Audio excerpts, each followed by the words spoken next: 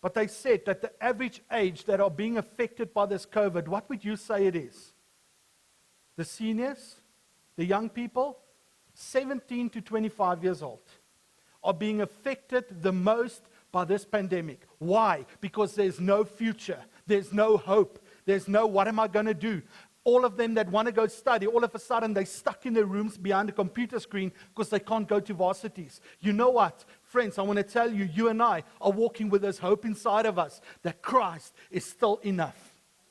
And we can't keep and contain this to ourselves. We can't hold it. We can't keep it and bottle it up. You and I, that song says, we need to stand up and we need to tell people that there is hope.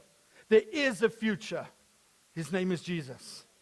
Every single one of us, we've got it inside of us. But you can't do it when you want to go imitate somebody else. You've got to be yourself, where you walk into that place and you say, you know what, I'm going to stand here today and I'm going to shine my light. There's something I'm going to talk about now. I'm going to stand in the place that God has called me to be. I'm going to position myself where God said, this is where you're going to be. And I'm going to do what God has called me to do. Friends, not just for our church, but every single one, from the top to the bottom here. You have been called, you've been commissioned, you've been placed so that we can bear fruit.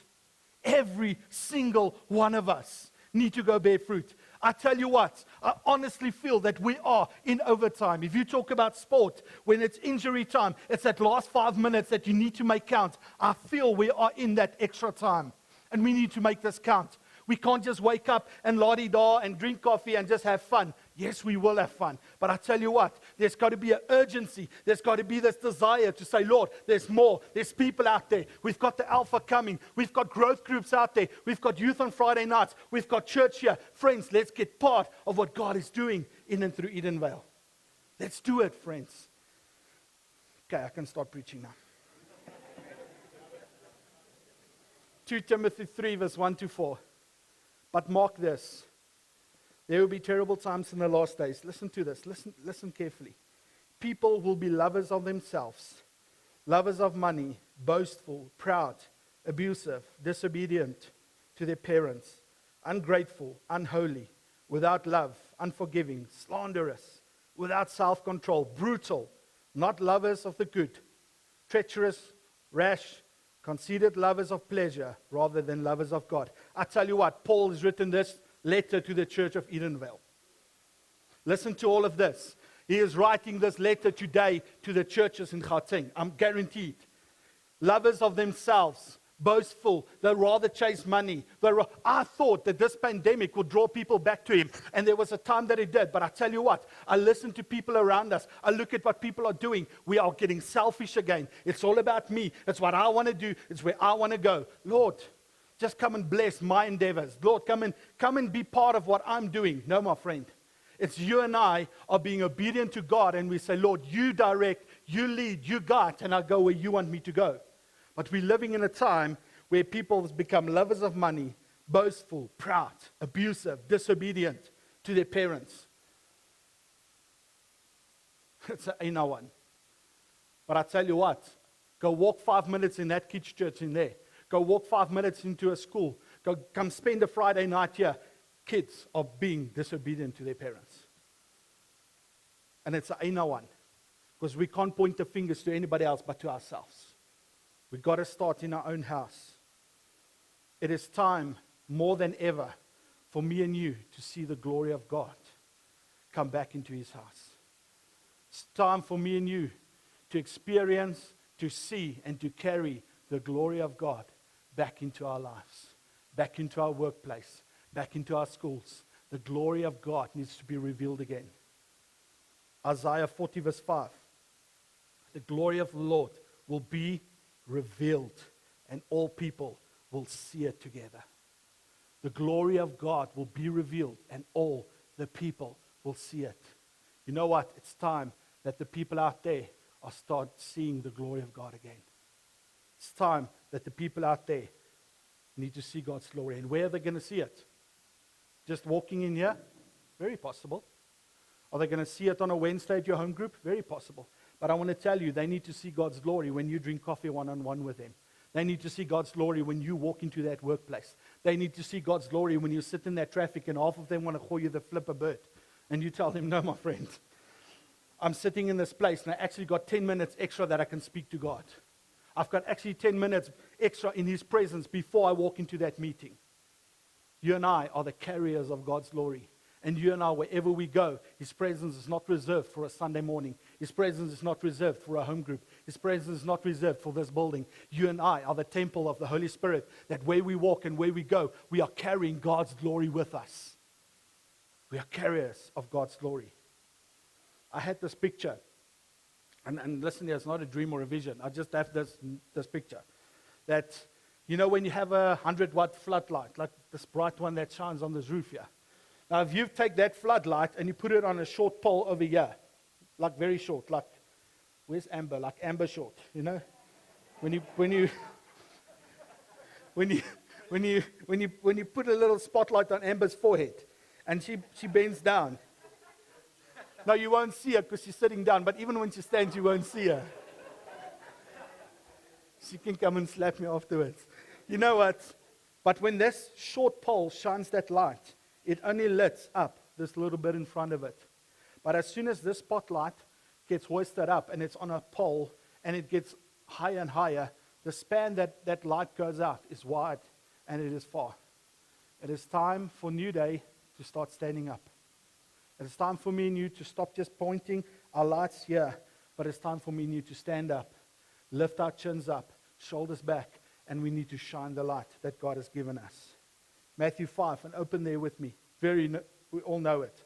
But if you have a Bible with you, Matthew 5, verse 14 to 16. It will be on the screen as well. You are the light of the world. Jesus speaking. Who's He speaking to? His disciples. This morning He's speaking to me and you and says, you are the light of the world. A town built on a hill cannot be hidden. Neither do people light a lamp and put it under a bowl. Instead, they put it on a stand. It gives light to everyone in the house.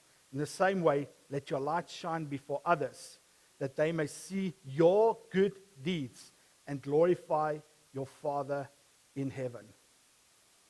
It's called a city on a hill. Now, those days, the cities were built on that hill, and as soon as the guy goes and he puts the lights up, as you walk, you would see immediately, you'll see that light. Now, I think I am recorded. So is anybody here from Pietermaritzburg? Quickly put your hand up. Okay, nobody. I was there for 3 years, so I can say that. We are not called to be Pietermaritzburg. Have you ever driven to Durban and you see Pietermaritzburg? You can't really because it's in a dip. You go just swing past it quickly. You're like, oh, gosh, I'm just past Pietermaritzburg. Now, there's one of our affiliating churches. I hope no one listens to this. But you know what? We are not called to be Pietermaritzburg, it's actually called Sleepy Hollow. It's called Sleepy Hollow because it's literally down there. If you don't know about it, you'll just go past it because you just got one thing on your brain. Ek wil see you sing and ek wil it nou sing. And you just zoom past it very quickly. Friends, you and I are not called to be that dip. You and I are not called to be that Sleepy Hollow. We are called to be a city on a hill. That's why I said, every single one of you, you are here. God has planted you with unique gifts, and He is putting you out there on a hill so that people can see you. Yeah, DJ, but this and this. My friend, you and I have been chosen to go and bear fruit.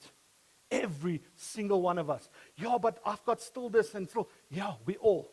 We are work in progress. We work out our salvation every single day. I know that there's days that I get up and Poppy, I'm 0 on a contract that day. I've got to rig myself right very quickly. But I know that I can still go out there and I can shine my light. You and I, we are called to be a city on a hill. A city on a hill. Not a short little stand, hey, but a long, strong pole that God can shine through us. Listen to this quickly. Romans 8 verse 19. For the creation is in eager expectations for the sons and daughters to stand up. Every time I read that, I'm convicted in my heart, and I put it differently. Edenvale is an eager expectation for New Day to stand up. Edenvale, Bedfordview, Germiston, Boksburg, Kempton Park, Johannesburg is in eager expectation for New Day to stand up. They are waiting. They are waiting, friends, for me and you to stand up. Not that little light shining here, but we are standing up and we are shining bright for the kingdom of God. There's eager expectation for me and you. Now, when I was actually preparing for this sermon, the title I had was to display God's glory, to display His splendor. And I was thinking of an art gallery. Has anybody here ever went to an art gallery? Can I quickly see? Okay, we have some arty-farties between us. Okay, actually, you must tell me what it looks like inside, because I've never been in an art gallery. You know what, the finer me would love to go walk into a little place like that and look at a painting. All I see is a 9-year-old taking a balloon with paint and just throwing it against that. And then the artists go, yo, you know what, there's heels in this. I'm like, no, bro, there's nothing there. Die, lyk soos my 2-jarige kind wat net gaan. It does not look like a painting at all to me. But they look at it and they go, yes, like it. You know what, when I painted this, I felt this and I felt this. And I'm like, Poppy, you had the wrong McDonald's burger that day. I don't know what you felt. Friend, the gallery is when the artist displays his work. Gallery is when the artist displays his handiwork. Look at these two scriptures. Yes, this blew my mind when I read it. Isaiah 60 verse 21. Then all your people will be righteous. They will possess the land forever. They are the shoots I have planted, the work of my hands for the display of my splendor. Let that sink in. You and I are the works of His hand so that we can display His splendor. The artist painted me and you, and He puts us in His gallery called this earth so that we can display His glory. That's amazing. Isaiah 61 verse 3. They were called oaks of righteousness, a planting of the Lord for the display of His splendor. I don't understand it. I don't get it. I don't know how this happens. But God says, I've handpicked every single one of you. And I've painted you a different color. I've painted you a different shape. Some like awesome built like me. Some short like some other person. If you guys ever want to see short and tall, put Mac and her next to each other. Yes, I tell you. She holds on to Mac's knee and he just drags it. Friends, every single one of us, God took that brush stroke and He just painted you and me each differently. And He says, I put you on display so that people can see my splendor. Yes, that's mind-blowing. That God picks every single one of us. And you know what? You are sitting here and you feel, you know what? I don't deserve this. You're 100% right, you don't. Not one of us did anything to deserve that. But He handpicks me and you and He puts us on display to reveal His glory and His splendor. You and I are called to be a city on a hill, to stand out, to be counted for. We're never called to blend in. We're called to stand out, a city on a hill. Listen carefully. I know we're in this world, but Scripture says we're not from this world. You and I are not called to blend in. You and I are called to stand out. We are not called to blend in. This New Day family, we need the power of God to come and transform us so that we can be the light and display His glory. What must we do? A couple of points here. Cultivate and keep a greater hunger for the things of God and for a move of His Spirit. Tuesday morning, elders were praying, and we honestly feel that God is saying there's a move of His Spirit coming in this place like never before. And God is there's some activity happening. Already in our Thursday prayer, there was things happening. God's opening up. I want to tell you, we are going in a season where there's going to be a massive activity of God's Spirit moving in and through us. And He's going to do things to change us. But friends, let's cultivate and keep a greater hunger. How do you cultivate that hunger? Now, I've got a friend in the office with me. We're only 4 people. So when he walks in there, I'm not going to give his name away. His name's not Tom, don't worry. So when he walks in there, he already at 8 o'clock start talking about that chicken tramezzini he's going to have for lunch. Okay, that's one. So about 5 minutes later, that's the thing. He's like, yes, I can't wait for that tramezzini. That's going to be so lekker. Like, okay, we get it. Friends, 20 minutes later, you check him. Yes, he's drooling. He's like that Pavlov's dog. He's sitting there going, yes, that tramezzini is going to be lekker. He's cultivating a hunger for that to come.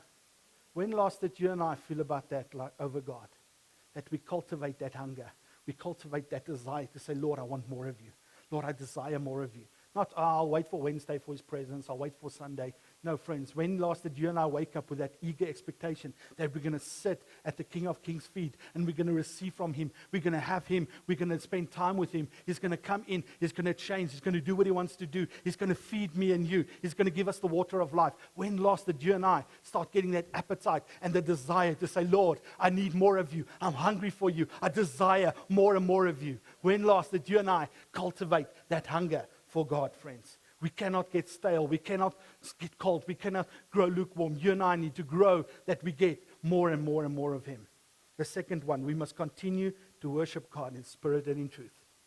You cannot wait for Blessing to come to your house and serenade you with a guitar on Friday morning. I would love that. Blessing, where are you? What are you doing tomorrow morning? He can wake me up with his guitar and then start singing. Into his presence we go.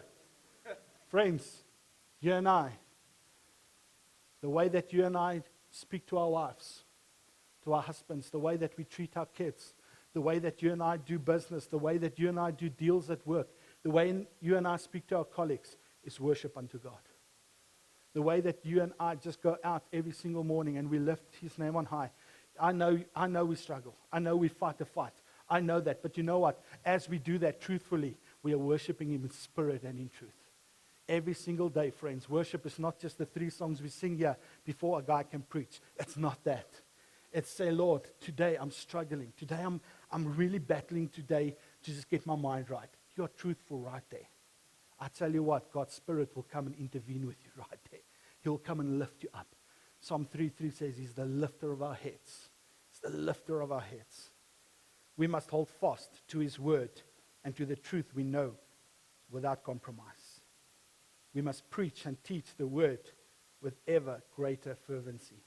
I love that one comment. I think it was St. Augustine that says, we always need to preach and, if necessary, use words. And I think that is so amazing. Yes, use words. But friends, can our lives speak of the glory of God?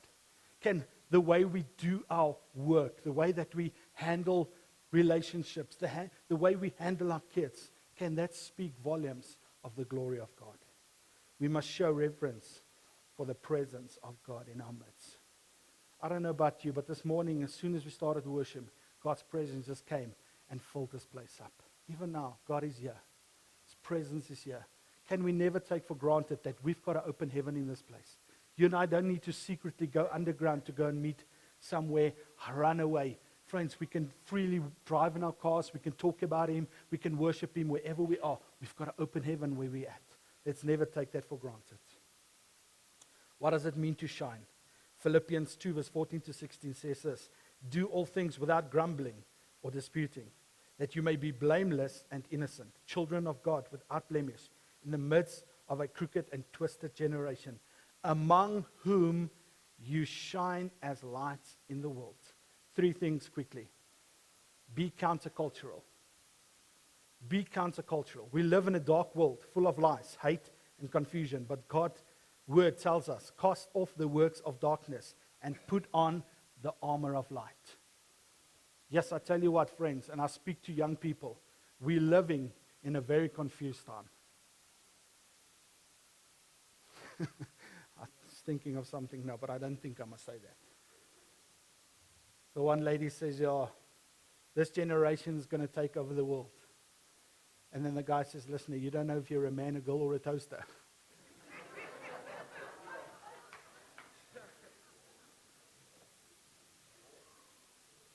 There's young people, 11, 12, 13, they don't know who or what they are. There's young people that's walking around and they are so confused in their lives. There are people that's sitting next to us right now, and I tell you what, friends, let it not be a judgment for any one of us, because God says we can't point a finger.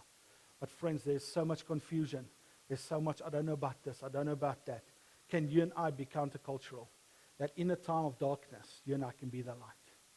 That in a time where things look like there's no hope, things look like there's no love, that you and I can be the love and the hope and the light of this world. Number 2, put yourself out there. Jesus said, let your light shine before others. Let your light shine before others. Put yourself out there. And I said it when I started off. You be you. Wherever you are, just be yourself. But friends, put yourself out there. Take that step of faith and say, you know what? In my workplace, I'm going to stand strong and I'm going to shine God's light. I'm not going to... I know, friends, you become what you behold. Before you know it, you speak like the payroll ladies in that office, and that's not always the nicest language. Trust me, I worked with payroll ladies for 15 years. Tannie Ina, waar is jy? You can help me. Daai payroll tannies is kwaai, jong. And when you make mistakes, it's not funk prop coming out there, I promise you. Friends, we can't talk. We can't handle business. We can't do the way like they do things. We've got to stand in an honorable way. We've got to stand in a righteous way. We've got to stand and we've got to display God's glory wherever we are. Put yourself out there. And the last one, always point back to the light source. And that's the amazing thing. When you and I stand there, we don't point them to us. We don't say, well, look at me. Look at this. We always say, listen here. We look at the giver of light. His name is Jesus Christ. You and I always point people back to the light. I want to finish with this. 2 Corinthians 3, verse 18. And we all, with unveiled faces, contemplate the Lord's glory, are being transformed into his image with ever increasing glory, which comes from the Lord, who is Spirit. With unveiled faces, transformed into whose image? His image. Displaying whose glory? His glory. Friends, it is time for New Day to take that bucket off our heads. It is time for me and you that our faces get unveiled, that as we are just loving God, we are living for him, and we're doing what he's called us to do. We are transformed into his image, that where you and I stand and this veil comes off, we are being put out there to display his glory. Every single one of us with unveiled faces, transformed into his image, are planted in our workplace to reveal the glory of God. With unveiled faces, with that bucket off our heads, you and I are called to stand out for God. Every single one of us. And I tell you what, I honestly feel this morning God wants to come unveil faces. And he wants to just let you know where I've put you is where I want you to be. And what you are doing and who you are is more than enough. You're putting a heavy on yourself this morning. You're putting an expectation that no one even can meet. You're putting that on yourself. With unveiled faces, transformed into his image, as we love him, as we serve him, as we worship him, as we fellowship with each other, we become more and more like him. This is what we are doing here, sharpening each other, helping each other, so that we can go tomorrow morning to that place that you think is a hellhole, that people that you drive past and you think they're all spawn of Satan, every single one of them. You know, you and I are called with unveiled faces to be the splendor of this King. Reveal his glory where you are. I can't go and shine the light where you're supposed to shine it. You can't shine your light where I'm supposed to shine my light. Every one of us here, God says, I've placed you in a specific place to stand up. Take that bucket off your head, friends, and shine the light of him. Please stand with me.